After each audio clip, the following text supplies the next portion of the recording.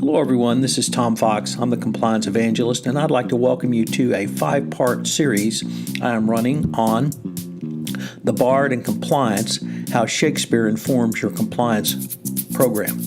I recently completed the study of some works from Shakespeare from the Teaching Company. The Teaching Company is one of the top organizations in the United States which provides first-rate college professors lectures both in audio and video on a wide variety of subjects.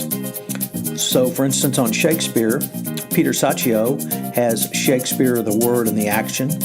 Mark Connor has How to Read and Understand Shakespeare. And then one of my personal favorites, once again, Dr. Peter Saccio, Shakespeare, Comedies, Histories, and Tragedies. If you're a lifelong learner like I am, you will greatly enjoy the Teaching Company. You can check out all of the Teaching Company courses at theteachingcompany.com. The podcast in this series will include how Henry IV, Part 2, informs lawyers and compliance, how Henry V, Part 5, helps you understand utilizing social media in a compliance program. Through Much Ado About Nothing, we consider how you design a social media program for your compliance program. We use Othello to look at the clash of corporate cultures. And finally, in King Lear, we take a look at my favorite character in all of Shakespeare, the Fool, and how PowerPoints can be the death knell for an FCPA corruption investigation. It's a fascinating exploration and way for you to consider a wide variety of compliance topics. This special 5-part series of The Bard and Compliance, how Shakespeare informs your compliance program, is a special bonus presentation of the Compliance Podcast Network. Episode 1, Henry IV, Part 2, Lawyers and Compliance. What is the most famous line in Shakespeare about lawyers? That is an easy one because lawyer haters across the globe and lawyer lovers as well know it. First thing we do is kill all the lawyers. It comes from Henry IV, Part 2. Most lawyers understand that by killing all the lawyers, it will create an atmosphere that would allow for tyranny and anarchy. Unfortunately, this clear import is not as widely seen by civilians, i.e. non-lawyers. Well, I think the debate about whether the compliance function should be located in a company's legal department or in a separate compliance function has largely concluded that it should be independent because of the differences in the two disciplines' mandates. Many in a corporate compliance function came from the general counsel's office or have legal training. The lack of law schools providing training in leadership skills has led to a paucity of such proficiencies in my brethren, particularly when they move to the compliance seat. I was therefore intrigued by an article in the MIT Sloan Management Review entitled Leading by the Numbers by Brian Hansen, where he discussed the sometimes difficult transition which financial professionals have to make when moving to a broader leadership role within an organization. I found some of his insights to be useful to the lawyer moving from the corporate legal department or a large law firm into a leadership role in a compliance department. He listed 5 changes which I have adapted for lawyers moving to compliance. Transition 1, from expert to leveraging expertise. Most lawyers feel they are experts in the law, which can be thought of as a technical expertise. Hansen quoted the experience of Colin Pavlich, who said, "When I came into a senior leadership role in the first 6 months, I had to get used to just letting go. You're not in a technical role day to day with a set agenda that you are a professional manager and need to step away from being an expert to being a leader in strategy, development, and execution. The key is to recognize that leadership does not mean a loss of expertise, but rather an opportunity to leverage skills in a more valued way." Transition 2, from apprenticeship to coaching. Most lawyers learn the old-fashioned apprenticeship model where you learn through working with more senior professionals who provide a heavy degree of oversight with their subordinates' work to ensure that mistakes are minimal. That is certainly true in most large law firms.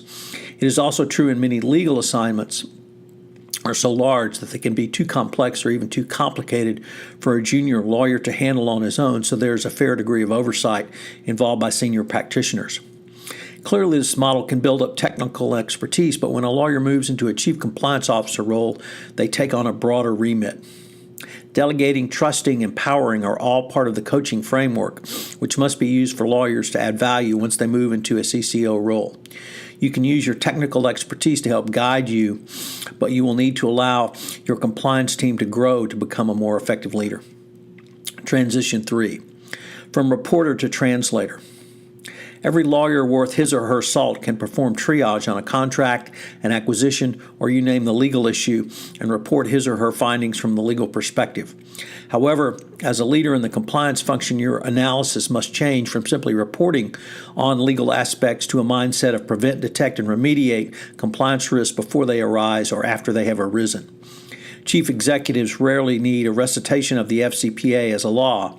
They want to know what compliance risks are going forward. If the risk is moved into a higher category, can that risk be managed? Your ability as a CCO to create meaning and simplicity around that risk is paramount. Transition 4. From the right answer to multiple possibilities. Many lawyers tend to see one right answer for a complicated legal issue. As a CCO, you must navigate complex problems that have multiple plausible answers. In compliance, there's a wide variety of factors that your legal analysis will not take into account. Hansen quoted Paul Sims for the following: "You've got to understand your environment and the context in which you're presenting these numbers, the legal analysis, and is it really the right answers? You need to unleash your thinking a bit." Clearly, as risk goes up, the management of that risk will need to increase. As your risk management increases, you will need to find ways of auditing or monitoring that risk, which will aid you in making adjustments that you need going forward. Transition 5. From value protector to value creator. This one is probably the biggest challenge for lawyers, particularly those who move from an in-house corporate legal department to the CCO chair. The mandate of the legal department is to protect the company. The mandate of the compliance function is to prevent, detect, and remediate. These are quite different. If lawyers could do compliance, we would not need to have created an entire new profession. Yet moving to a CCO role also means seeing the world not simply through a legal lens, but through a business lens. For it is in the value created by compliance that will assure its success moving forward. Lawyers must transition their thinking from conservative and risk-averse to how we can get something done in compliance. Moreover, most in-house lawyers have been assigned roles that are essentially legal risk mitigation and stewardship. If a CCO focuses too much on those areas, value creation opportunities will be missed going forward. The ability to think critically is still the gift that most U.S. law schools bestow on their graduates. That ability can serve you well as an in-house lawyer and as a CCO. However, the mandates of the legal department and the compliance department are so different that in many ways they are divergent, and the transition from one to the other is not always guaranteed to be smooth. Hansen's article gives some finer points that every lawyer should consider when they make the move to the CCO chair. Hello, everyone. This is Tom Fox again. I'd like to thank you for listening to this special episode in my 5-part series of The Bard and Compliance, How Shakespeare Informs Your Compliance Program. It is based on a series of lectures that I listen to from the teaching company on various aspects and topics of Shakespeare. I hope you have enjoyed it. I hope you will join me again for another episode.